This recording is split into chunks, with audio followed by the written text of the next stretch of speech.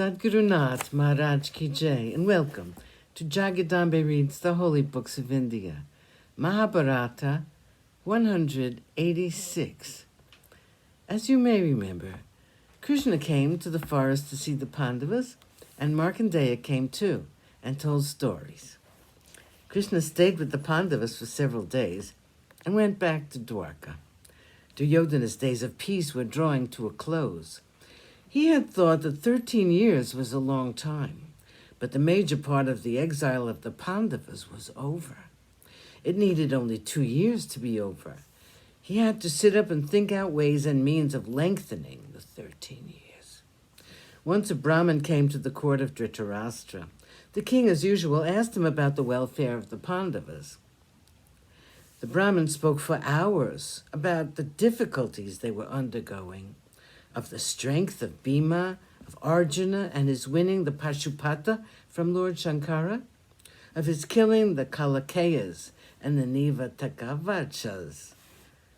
They heard all that. They did not want to hear from the stupid Brahmin. And after he went away, the king began to mourn his own sinful actions and the injustice done to the Pandavas. His talk was naturally not pleasing to his son. Duryodhana, Radeya, and Shakuni tried to convince the king that they were more powerful than the Pandavas. The four of them, Duryodhana, Dushasana, Shakuni, and Radeya, thought out a way of hurting the Pandavas. Radeya, always desirous of pleasing his friend, said, "My friend, you are now lord of the world. Your enemies are now wandering about the forest like wild beasts. I have an idea. You can hurt them if you follow it. There is nothing in this world more aggravating than to see the riches and glory of one's enemy.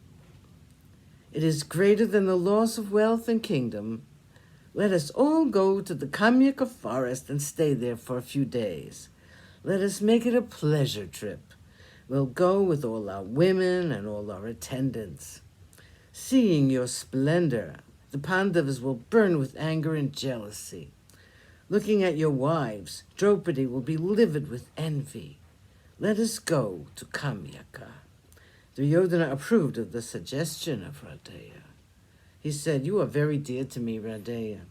You speak words which are always pleasing to my ears. I have heard of the difficulties which the Pandavas are going through. I would like to see it with my own eyes. I want to see Bhima and Arjuna dressed in tree bark. I want to see that woman who laughed at me in Indraprastha. I want to see Draupadi with her pride gone, with her eyes weeping tears. I think your suggestion is excellent. Now think up sufficient reasons for this expedition of ours to the forest." Radeya spent the night thinking up a reason. The next morning he went to Duryodhana and said, "I can tell you what we ought to do. Our cattle station is in the neighborhood of Dwaitavana. Let us go there on the pretext of inspecting the cows. The king will see no reason why we should not go. If we get his permission in the council, we can tell him the real reason later. We can realize our heart's desire." Shakuni, as usual, approved of the plan with enthusiasm. They laughed together, and shaking each other's hands, they walked toward the king's court with the innocuous idea of the Goshayatra. The king was in the court. They got his permission. Later, they told him the real reason. He did not like it. He thought it was too risky. He said the Pandavas are there, close by in the Kamyaka forest. Yudhishthira is very angry with you. There is Draupadi. The Pandavas may attack you and wreak their vengeance on you. You have heard of Arjuna's increased power. Your action is foolish. I do not like it. Do not go there." Shakuni laughed at his fears. He said, "You know that Yudhishthira is righteous. His brothers are also righteous. They will not harm us." Unwillingly, the king let them go. Sadhguru Nath Maharaj Ki Jai. Thank you for coming. I hope you come again.